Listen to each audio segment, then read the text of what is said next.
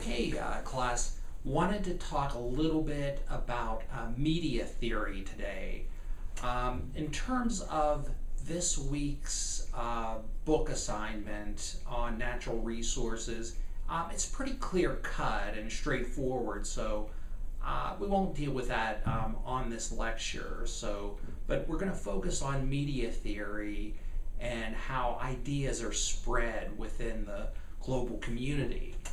But first things first, I'm working on your grades, for Blackboard. Don't fret about anything. I don't have the discussion grades up, but everyone's doing well. Just keep on doing what you're doing. Maybe a few of you could add a little bit in terms of the discussion forums. But overall, I'm pleased with how people are doing in the class in terms of the discussion as well as the papers. But what we're going to do today is talk about media theory and memetics. And a few ideas I want to discuss. First is the concept of the meme, and that's M-E-M-E. A meme is it's a concept, and the definition that was originally used when it was coined in the 1970s by Richard Dawkins is a meme, and that's M-E-M-E, and I'll show you this chart a little bit later. M-E-M-E, it's an idea, behavior, or style spread from one person to another within a culture. Now that's the original definition, though with our global community, we would say that a meme can also be spread cross-culturally, and certainly with the internet and the YouTube phenomena, spreading ideas is much more rapid than it was 40 years ago when the term meme was first coined. But anyway, I'll just show you this chart briefly relating to memes. Memes can be thought of as a psychological counterpart to the concept of genes.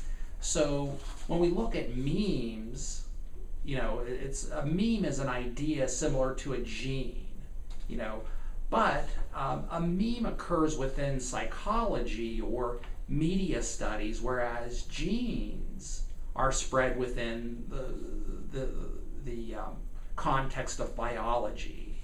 And the study of memes spreading is referred to as memetics, whereas the spread of genes, whether through sexual or asexual reproduction, is known as genetics.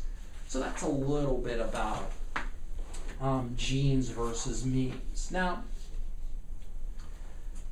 certainly we can look at how ideas, really catchy videos are spread on the internet from one person to another. You might email a friend, you see something really unusual or extraordinary, on YouTube, and you email that to a friend, or you tell a friend about that, and that's how memes are spread. Now, memes were spread, memes have been spread, for the course of human history since we learned language. So ideas have been spread from one person to another. It's just in our enhanced media situation with the internet that it's been accelerated tremendously. But I wanted to talk a little bit about some pre-internet memes that were spread. Okay, and these were largely, videos, and they were spread via the mainstream media. And the way we're going to do this is that in the email I sent you, I have some links to some YouTube videos. So what we'll do is I'll mention a video, and then I'll ask you to pause and watch the short video, and then we'll come back. But certainly. One common meme that is spread is if there's something extraordinary in terms of a sports event, a really extraordinary play, I can think back to a few years ago. I'm not big on the NFL, though I happened to be watching this particular game when this happened, and it was just an extraordinary play, and I can't think of the player's name, but the that one-handed catch in the end zone, that was just, that was just something you just don't see every day, and it became, something that was, all over the internet, that day and the next few days afterwards. But a pre-internet athletic meme that we can look at, and this largely occurred, within the realm of sports reporting, and that was the infamous, or actually I shouldn't say infamous because there wasn't anything infamous about it, but the famous event relating to the 1982 Stanford versus Cal game, and this is known as the play. Okay, and so just pause the video and then watch the play, and you can see why this became an extraordinarily popular clip in terms of sports history. So just pause it and then watch that, and we'll come back. Okay, another pre-internet video, and we can say the internet was around when this occurred, but it wasn't anywhere near as popular as it is now. But that was the Rodney King video. Okay, the Rodney King video is pretty much an outgrowth of the camcorder revolution that pretty much started to really take off in the 1980s, where, relatively inexpensive camcorders could be bought, and people, bought them for, home movies and other things like this. And this guy just happened to be out in his backyard, and right as there was a high-speed police chase in Los Angeles, and there was some misbehavior on the part of the police with Rodney King, the motorist, and that led to a lot of problems. The LA riots of 1992. So just watch a clip of the Rodney King video. Okay, and then come back. Okay, and then there's another pre-internet phenomenon. This didn't actually involve video, but rather audio tapes. And this was pretty much, we can think of the audio tape heyday was the 1980s before, CDs, largely replaced them in the late 1980s. And this involved a couple of, kind of, I don't know, hipsters or punk rock types who moved to San Francisco, and they met up with, their next door neighbors were, more than a handful, and as a consequence, they started to record their next door neighbors. And pretty much as they recorded them, they added the recordings of their next door neighbors to their mixtapes that they would send out to friends, and it turned out to be a viral audio tape phenomena because of the the over-the-top nature of that. And I wanted to, you can watch the trailer for the film.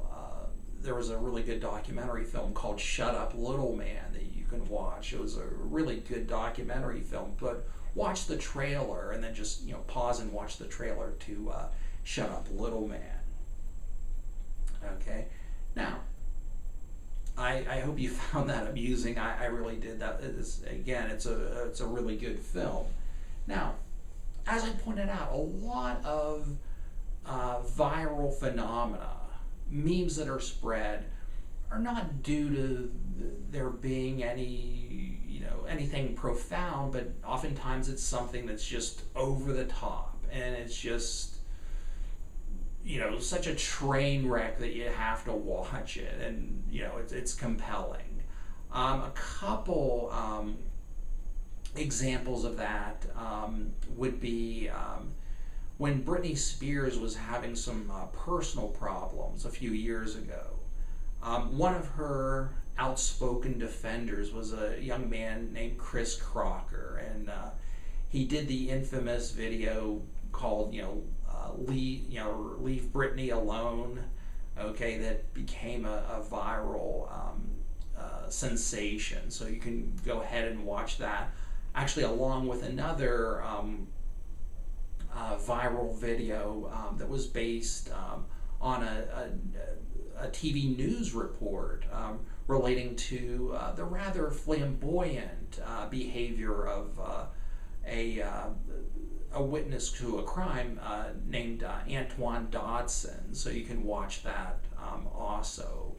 So, those are things that are definitely in the lore of viral videos.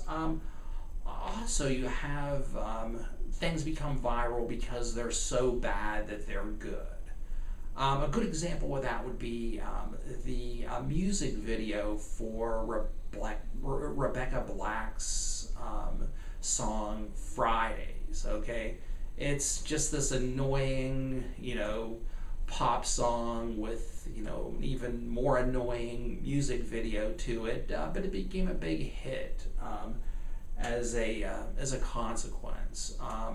There's that. Also, there was a really, odd and over-the-top performance, and I have sympathy for the young woman. It was the Miss Teen USA pageant in which they asked the contestants questions, and Miss Teen South Carolina really flubbed the answer, so you can watch that also. Okay. In addition to that, you not only have videos that become viral because they're really bad, but there are oftentimes videos that become viral because they're extraordinarily good. A good example of that would be the breakout performance by singer Susan Boyle on the show Britain's Got Talent. Okay, this is a rather frumpy woman, 48 years old. When she first appeared on the show, nobody really expected her to do much of anything, but she just, had this, angelic voice, and it was a real crowd pleaser. So go ahead and watch that video. Also, you have videos that are just amusing. Okay, a good example of that would be, real favorite among a lot of people. Cats are cute by their very nature. They have the big eyes, kind of like newborn babies. We all love cats, even if we don't like their behaviors. But one particularly amusing cat video that became viral is the ubiquitous keyboard cat. So you can go ahead and watch that. So anyway, as I pointed out, with the advent of the internet, and especially with the advent of YouTube in 2005, anybody, who has a camcorder can, upload their, home videos onto YouTube, much the way this video is being uploaded, though, of course, I doubt that this will be a viral video. But that's really made it such that, somebody that has, who has a camcorder or a smartphone for that matter, can go ahead and just, record something, whether it's, a police stop or, some kind of confrontation or, some kind of, unusual phenomena that's going on, and suddenly they can become an internet star, and, have their 15 minutes of fame. So anyway, those are a few ideas relating to the global community and viral phenomena. One final takeaway in terms of this phenomena is that it's really made it such that many forms of international culture are readily accessible and gain fame.